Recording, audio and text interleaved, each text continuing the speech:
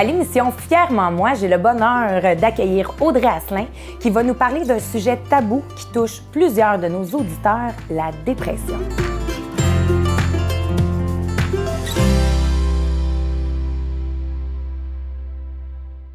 Dans le fond, tu es enseignante depuis 10 ans. Oui. Tu es maman de 2 belles filles et le troisième... En route. En route sous peu. Tu es enceinte de 37 semaines. Oui. C'est bien ça. C'est une fille ou un garçon? Un garçon. Un garçon. Félicitations. Aujourd'hui, on va parler d'un sujet tabou, un sujet qui touche plusieurs personnes. Il y en a beaucoup, entre autres, qui n'osent pas le dire quand ils vivent ce cafard-là. On va parler de dépression. En fait, toi, tu as eu le diagnostic en Novembre 2017. Puis c'est quoi qui a fait en sorte là, que tu as voulu... Ben moi, dans le fond, je traîne ça depuis l'adolescence, je suis pas mal sûre. Une espèce de mal de vivre intérieur, tu sais, voir toujours le négatif en premier et tout. Puis avec les années... je réussissais à faire ma vie, puis tout était correct. Puis à un moment donné, au travail, avec les enfants, la famille, tout ça s'est mélangé. Puis à un moment donné, ça a été ça a explosé. Une goutte, puis ça a explosé. Ouais. Quand tu dis adolescente, que tu voyais un petit peu, est-ce que les gens ou tes parents ou ton entourage disaient que c'était plus relié à l'adolescence? Parce que souvent, Je te dirais que je me sentais comme le mouton noir de ma famille. Ah, OK. Fait que, puis eux, ben ils faisaient un petit peu plus comme si rien n'était. Comme si moi, j'étais différente, mais dans le fond, c'était peut-être mon ressenti personnel, peut-être pas qu'est-ce qu'eux, ils voulaient me faire ressentir, mais ça a jamais été ouvertement discuté. Non, discuté.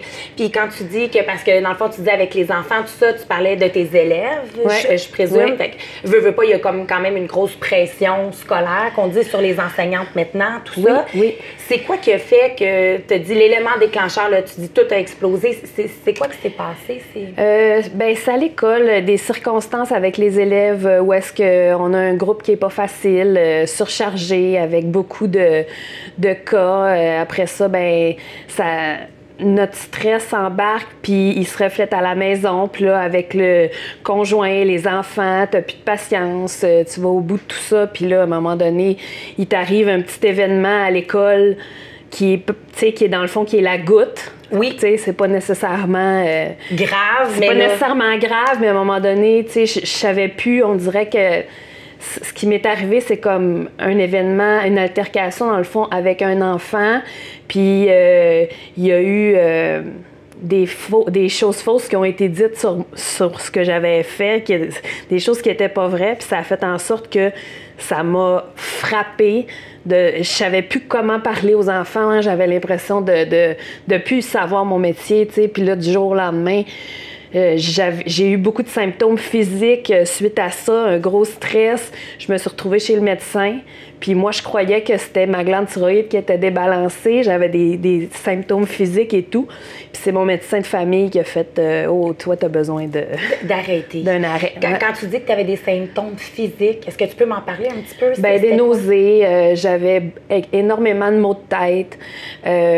J'étais très... fatigue extrême. J'avais l'impression, dans le fond, que moi, je fais de l'hypothyroïdie. OK. Fait que j'avais vraiment l'impression que c'était pas bien balancé, que ma médication était pas bien balancée, parce que c'était beaucoup les symptômes de ça que je vivais. Puis mon chum aussi était intervenu en disant j'ai regardé, tu sais, sur Internet, ce qu'il faut pas faire, mais j'ai regardé sur Internet, puis je pense que c'est ça qui se passe aussi. Donc moi, je me suis rendue là... Je devrais dire tout à fait innocemment, là, sans penser à qu'est-ce qui m'attendait. Puis je suis pas sortie du bureau, puis elle m'a dit « Tu rentres pas travailler demain. » Fait que là, c'était... Tout mon monde venait de s'effondrer, là. T'sais. Parce que tu t'en allais pas pour ça. Toi, tu t'en allais là pour une augmentation de mon médicament. Là, Puis, un coup que tu as eu le diagnostic, là, tu t'en retournes chez toi... Ça doit être... veux pas. Je le réalise pas. Je me souviens que ma mère était chez moi à ce moment-là. Puis je me souviens d'être tombée dans ses bras puis d'avoir mis à pleurer, mais d'avoir dit... Elle m'a dit que je faisais une dépression, je peux pas croire que ça m'arrive. J'ai toujours dit que moi, je serais pas ce genre de prof-là, je serais pas ce genre de personne-là à tomber et tout, mais... c'est ça, ça m'arrivait. Fait que là, ben, même mes parents, mon conjoint, ça a fait un peu un choc. Là. Ben là, attends un petit peu parce que il n'y a rien de concret là-dedans. Il n'y a rien de tu sais, des fois, ben, quand ça se passe entre les deux oreilles, t'as l'impression d'être fou, là, tu sais. Puis tu te dis, my God, ça se peut-tu que ça soit ça qui m'arrive? Puis là, ben, tranquillement, j'ai essayé de me rebâtir, tu sais. Veux pas, j'ai vu une acceptation du côté de ma famille qui a été un petit peu plus difficile, ou tu sais, là, de voir, de percevoir. Mon conjoint, lui, ça faisait quand même du sens, là, tu sais, parce qu'il me voyait, veut pas, depuis plusieurs années. Fait que ça faisait quand même du sens, puis il a toujours été là en arrière pour me dire, ben on va se soigner, on va te soigner, puis on va t'aider, puis... ça va aller bien. Ouais, puis t'as des jeunes enfants, fait que tes deux filles, ils n'ont pas réalisé ça. Non, je pense que dans le fond, tu sais, moi, je pense que je traîne un peu ça depuis l'adolescence, mais honnêtement, ça l'a... c'est comme un bobo qui t'a retiré le pansement trop rapidement après mes grossesses. Je pense que postpartum, ça l'a... C'était plus à vif. Oui, c'était plus à vif. Après ma première grossesse, j'ai pas été diagnostiquée après. Je suis revenue. Après ça, je suis retombée enceinte. Et après mon deuxième accouchement, je pense que je suis retombée, mais j'ai pas pris le temps de bien me remonter. Puis il y avait comme toujours une brèche. Puis c'était comme la brèche que tu sentais depuis l'adolescence. Ouais. Qu'est-ce que tu as fait pour étirer ça? Tu dois avoir fait des choses... Oui, c'est une question d'estime de moi beaucoup que j'avais pas, le manque de confiance, la peur de déplaire, d'être différente, qu'est-ce que les autres vont penser. On dirait que ça fait partie de moi, ça a toujours été. Puis à partir du moment où est-ce que j'ai eu le diagnostic, juste l'acceptation de ça, là, c'est comme un peu les étapes du deuil, tu sais. Oui. Tu passes à travers toutes les espèces de sentiments. Au début, tu es dans le déni, puis là, tu dis ça se peut pas, puis ça peut pas m'arriver, puis moi, c'est pas si grave que ça, puis mon Dieu, j'ai vécu pendant toutes ces années-là quand même correct. J'ai une belle vie, j'ai rien à... Je veux dire, mes parents ont toujours été là pour moi. Tu sais, je veux dire, j'ai pas vécu dans la misère. Puis là, tu te dis, ben voyons comment ça se fait. Mais tu sais, j'ai réalisé avec tout le chemin parcouru que arrêter de chercher la cause à l'intérieur du pourquoi que ça m'arrive à moi, puis juste accepter que c'était là. Oui. C'est ça qui t'aide le plus? C'est ça qui m'a le plus aidé au départ, d'accepter que ça faisait partie de moi. Puis après ça, ben de bâtir mes bases plus solides autour, là, tu sais. Mais ça a pris 1 an. Est-ce que tu dirais que t'avais... Parce que là aussi, il fallait que tu l'annonces à tes collègues de travail. Oui, ça a été difficile. Ça a été difficile parce que, c'est ça, au début, je voulais pas le dire, même que le papier que j'ai remis à ma direction d'école, c'était le médecin qui avait écrit dessus la raison, parce que moi, je n'étais pas capable de le prononcer, tu sais, puis je me revois encore dans le bureau avec la directrice en train de dire, ben, je suis désolée, tu sais, à m'excuser tout le temps Tu t'en voulais à toi? Oui, ben, je me sentais vraiment coupable, de honte, oui. Un sentiment qui était de la honte, de la faiblesse, tu sais, je me sentais, moi qui avais toujours fait attention à la perception que les autres avaient de moi, de quoi j'aurais l'air, qu'est-ce que ça va paraître, c'est ça, au lieu des autres, ben là, je me disais, oh my God, tu sais, là, c'est comme si je venais de l'avoir écrit dans le front. Puis ta direction d'école, comment elle a pris ça? Super bien, par exemple. Fait que ça a dû te... Oui, ça a été un bon...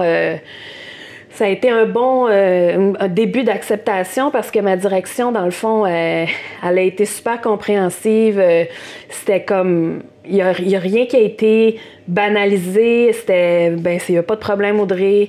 Tu rentres chez toi, tu te reposes, tu prends soin de toi. Puis à partir de là, j'ai laissé tomber vraiment. Ben, ça a pris un petit délai avant de décrocher du travail, mais... Du jour au lendemain, tu sais, j'ai tout pris, j'ai laissé à la personne suivante, puis je pouvais plus rien faire d'autre, de toute façon. Puis t'avais de la misère de te lever le matin. Oui, c'est ça. Fait que est-ce que quand tu as eu le diagnostic, ça l'a fait en sorte Que là, ton corps, il y a plus comme... T'as eu plus de symptômes? Je suis tombée, on tombe comme un peu, il y a comme un drop qui se fait. Puis là, tu tombes un petit peu plus bas. Puis là, tu te dis, là, je suis chez nous, je t'ai arrêté de travailler. Fait que là, t'essaies de te dire, je vais en profiter pour bien manger, m'entraîner, me remettre sur pied. Mais non, là, le corps, il veut juste pas. T'as de la misère à te lever, t'as de la misère à te laver, tu culpabilises de tout. Prendre soin des enfants, c'est comme la pire corvée parce que là, oh my God, puis tu te rends compte que les semaines passent, puis tu fais rien. Tu fais juste rien parce que t'es pas à même de penser, de réfléchir tout seul. Tu sais, moi, ça a pris un bon 2 mois avant que... en fait, j'allais voir mon médecin au mois. Puis ça a pris 2 mois avant que j'accepte de prendre la médication parce que je m'en sortais juste pas tout seul. OK, fait que dans le fond, quand tu as eu ton diagnostic, tu n'as pas pris de la médication tout de suite? Non. Parce que tu voulais pas? Non, c'est ça. Je voulais pas. Tu n'étais pas rendue là? Non. Elle me l'a proposé, elle m'en a parlé. Moi, dans ma tête, antidépresseur, ça égale tu vas venir, tu vas prendre du poids. Tu sais, toutes les personnes que je connaissais qui étaient passées par là, prendre du poids, de la misère à le reperdre. Moi, j'avais toujours eu une image de moi qui était plus difficile. Fait que là, je me voyais pas commencer à prendre la médication. Je me disais, t'as peu, tu sais, je vais être à la maison, je vais rien faire. C'est sûr, je vais être capable de m'en sortir parce que là, j'aurais rien d'autre à penser. Mais après 2 mois, je dormais plus. J'avais de la misère à dormir. Les nausées n'étaient pas parties. Les maux de tête, il n'y avait plus. Les Tylenol ne faisaient plus. Les Advil ne faisaient plus. Là, on était rendu à une autre étape, là, tu sais. Puis c'est vraiment... quand j'ai réalisé qu'à la base, ça partait ne serait-ce que quelque chose d'aussi simple que le sommeil, que je n'avais plus, il a fallu que j'aille retrouver ça d'une certaine façon. Fait que je me suis rendue comme à l'évidence. Que là, il fallait prendre la médication. Fait que là, ça, c'était comme un autre étape. Oui, acceptation. Là, acceptation. Un autre, je les appelais mes coups de pelle. Un autre coup de pelle. Un autre coup de pelle d'en face. Là, puis, t'as un blog. Oui. Puis ton blog s'appelle comment déjà? Être A. Être A. Ouais. Puis, dans le fond, ton blog, est-ce que tu l'as parti justement pour que ça soit, entre autres, une thérapie de pouvoir écrire sur la pression des femmes? Oui, d'une certaine façon, tout à fait. Je l'alimente pas assez parce que j'ai peu de temps depuis quelques mois avec le travail et la grossesse. Mais effectivement, ça l'a parti vraiment d'un but... c'était très égoïste, ça me permettait de vider mes émotions, ça me permettait de dire comment je me sens, puis je me suis rendu compte, les personnes qui le lisaient, c'était « Oh my God, tu sais, t'écris bien Audrey, je me retrouve dans ce que tu dis, tu sais, tout ça », puis ça m'a donné un petit boost de confiance en même temps que ça m'aidait à un petit peu me nettoyer, là, tu sais, d'une certaine façon. Parce que moi, je lis ton blog, puis je trouve que tu as une très belle plume. Merci. Surtout, ce que j'aime, c'est ta franchise. Parce que on n'arrête pas de dire qu'au niveau des femmes, il y a une grosse pression sociale. Au niveau des enseignants, toi, tu l'as vécu dans plusieurs sphères aussi dans ton domaine. Ça fait 10 ans que tu es enseignante. Est-ce que tu as vu, au niveau de la pression de ce qu'on demande aux enseignants, ce que les parents demandent, en disant une énorme, oui. Moi, honnêtement, je croyais pas... je croyais pas tomber dans l'espèce de stéréotype ou la pression sociale qu'on se met comme jeune enseignant de dire, à un moment donné, l'enseignante, elle brûle la chandelle par les 2 bouts, puis elle pète aux frettes, comme on dit, puis elle s'en va de cette profession-là. Moi, je m'étais toujours dit... je suis plus forte que ça. Ça m'arrivera pas. Ben non, ça m'est arrivé. Puis c'est tellement plus fréquent qu'on pense, mais c'est quand même tabou encore. Malgré que moi, je vois des collègues, des amis qui traversent des choses semblables, similaires, encore cette année, encore. Puis les femmes, je vais parler pour les femmes enseignantes, mais ça n'en parle pas, comme si c'était grave, comme si c'était honteux. Comme si c'était votre faute, en fait. Comme si c'était notre faute, mais tu sais, le métier aujourd'hui, ça nous demande de faire des miracles avec des graines, avec presque rien. Fait qu'à un moment donné, c'est sûr, t'as comme pas le choix. Si tu veux suivre ou te sentir compétente dans ce que tu fais, on dirait que t'es poussé à brûler la chandelle par les deux bouts. C'est vraiment... c'est comme ça que je me sentais, là, tu sais. Puis, tu voyais pas ça, le 10 ans. Est-ce que tu trouves que aussi, parce que là, les enfants, ils n'ont plus de cote, tout ça, est-ce que tu penses que ça, c'est aussi une grosse pression parce que, veux pas, vos classes sont nombreuses? Oui. On a moins d'aide dans les écoles en plus. On se bat, faut se battre plus fort, là, tu sais, pour... Le fléau du TDAH, tu sais, que les parents, c'est la grosse peur, là, que les enfants soient diagnostiqués trop tôt, puis qu'ils soient médicamentés juste pour être médicamentés, puis que... Mais tu sais, moi, pour l'avoir vécu, pour avoir vu la différence, puis pour... tu sais, je crois quand même que les enseignantes, on a un jugement professionnel et personnel, même comme parents, de dire, tu sais, on va pas proposer une médication à des enfants parce qu'on veut juste que ça soit plus calme dans nos classes puis qu'on veut la paix. Oui, parce que ça aussi, c'est un sujet clé. Ben, quelque part, oui, parce que c'est la perception que les parents ont. Puis là, après ça, tu te dis, ben non, mais moi, si je vous en parle, si je le propose, c'est parce que je pense que ça peut avoir des bienfaits pour votre enfant, puis des répercussions pour sa vie à lui qui sont bénéfiques, tu sais. Moi, en bout de ligne, je le fais pas pour que moi, dans ma classe, j'aie 22 petits cocos zombies, là, tu sais, c'est pas ça. C'est pas ça du tout, tu sais. Puis le fait que toi, adolescence, tu as eu comme un mal-être, tu parles d'estime, que même physiquement, tu as toujours eu de la misère à t'accepter avec ton poids, tout ça. Est-ce que pour toi, de voir les élèves, justement, qui ont de l'hyperactivité ou tout ça, mais qui sont pas diagnostiqués, tu dois voir que leur estime d'eux-mêmes, à force de toujours leur dire la même chose, que les collègues de classe, ça doit venir te chercher aussi, parce que veux pas, tu... J'ai trouvé ça difficile. Il y a quelques années, j'étais avec les plus vieux. Puis déjà de voir en 5e année, en 6e année, des petites filles qui se comparent, mais tellement, qui se mettent tellement de pression que, tu sais, ça commence vraiment jeune. Tu sais, je peux pas m'imaginer... Moi, je pouvais pas m'imaginer qu'à cet âge-là... Puis, tu sais, j'ai 2 filles, là. Fait que ça me touche encore plus parce que moi, j'ai traversé cette période-là que j'ai trouvé vraiment difficile de l'adolescence puis du changement physique et tout. Puis là, je veux pas transmettre ça à mes filles. Oui. Il y a quelque chose qui est... Puis je le voyais à travers mes élèves. Là, c'est sûr, je suis avec des petits, première année, c'est encore tout... oui, innocent un petit peu, puis c'est beau l'innocence. Ben oui, puis ça me fait du bien, honnêtement, tu sais. Puis là, mes enfants sont dans ces âges-là aussi, donc c'est ma plus grande peur quand j'ai commencé. Je pense que dans le fond, mon postpartum, à mon premier accouchement que j'ai fait, j'ai eu une fille, puis j'ai donc pas voulu lui transmettre cette espèce de petit vide intérieur ou de manque de confiance en elle. Puis je me battais pour essayer de cacher toujours être ça, la maman.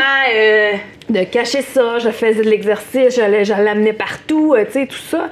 Puis à un moment donné, c'est ça. Tu mettais de la pression à toi-même pour être une maman parfaite? Oui. Est-ce que tu dirais ça? Parce que pour moi, la société, c'est ça que ça demandait. D'être une maman parfaite. D'être une maman parfaite, d'être une enseignante parfaite, d'être, tu sais, la maison parfaite, propre, la femme belle, tout le temps 136.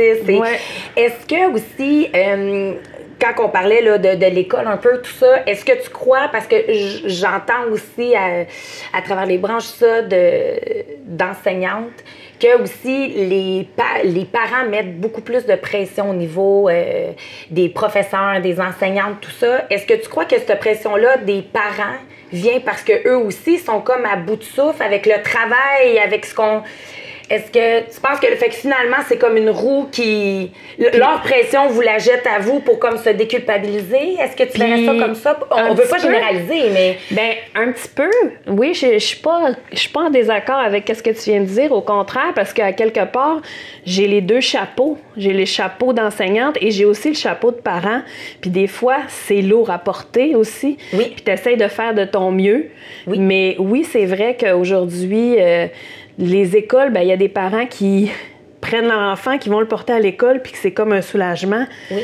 Parce que cette pression-là, invisible, oui. Il y a tellement plus de gens qu'on pense qui la vivent, puis c'est triste, mais tu sais, faut comme voir les deux côtés de la médaille, tu sais. C'est sûr que j'en ai eu de la pression des parents. J'ai même eu des parents qui ont remis en question ma compétence d'enseignante dans le temps où est-ce que j'étais dans mon plus bas, mais que j'essayais que ça paraisse pas, mais là, qui viennent te voir, puis qu'eux, ils font pas pour mal faire. Ils veulent que leur enfant, ils veulent avoir le sentiment qu'ils font tout ce qu'ils peuvent pour leur enfant, puis c'est correct, mais, tu sais, êtes-vous sûr que c'est correct, tel résultat? Est-ce que ce serait possible de recompter? Est-ce que pourquoi? Puis ils questionnent. Puis là, à un moment donné, toi, tu te dis, oh my God, laissez-moi faire mon travail.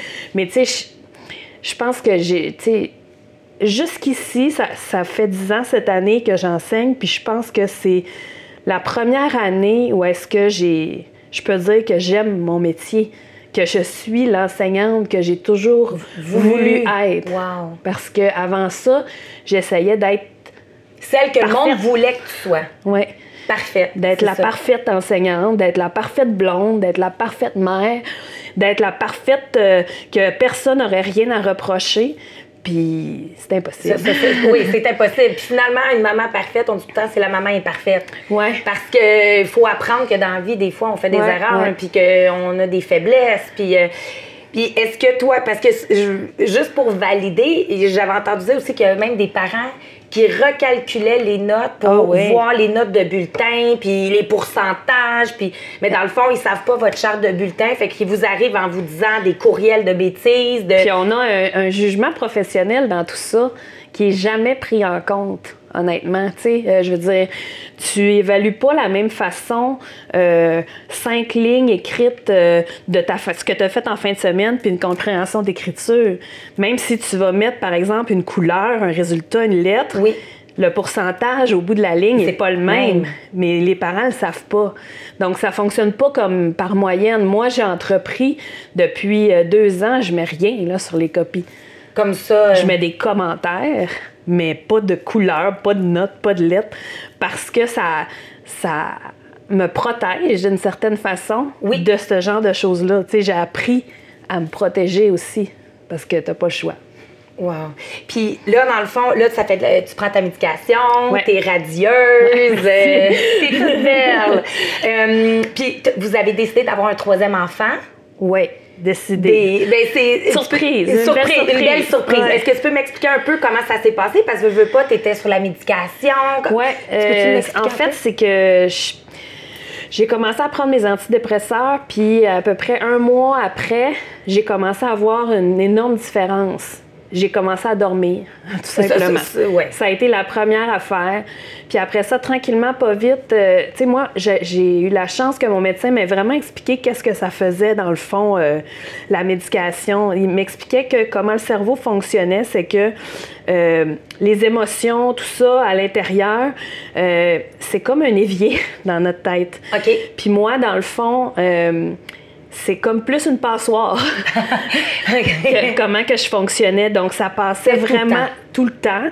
Et c'est ça qui rendait de plus en plus difficile les choses à vivre pour moi. Donc, le médicament, ce que ça faisait, c'est que ça venait boucher tous les trous qui étaient déjà là pour permettre que ça soit, que les émotions puis tout ça se déverse de façon plus saine, naturelle, normale, plutôt que comme un torrent où est-ce que, à un moment donné, tu n'en peux plus, puis il faut que tu t'en sortes, tu tombes à terre, puis tu as de la misère à te relever. Donc là, moi, un coup que j'ai compris ça, tout de suite, après comme 1 mois et demi d'avoir commencé mes antidépresseurs, que j'y avais demandé précisément ceux qui font le moins grossir, tu sais, parce que j'avais quand même une peur. Cette peur-là. J'ai vu une amélioration. Mon chum a vu une amélioration, mais c'était vraiment au niveau des fluctuations émotionnelles, là, où est-ce que là, ça devenait de plus en plus comme... linéaire, mettons. Oui, linéaire, sans être plate, je me suis pas perdue. Puis j'ai continué à me reconnaître là-dedans, mais ça me donnait un break. Ouais. J'ai eu un break de up and down dans la vie où est-ce qu'à un moment donné, tu fais j'en peux plus, des montagnes russes, là, c'est devenu un chemin plus tranquille, puis là, c'était praticable pour moi, puis là, je commençais à voir la lumière au bout du tunnel. Fait que ce qui est arrivé, dans le fond, c'est...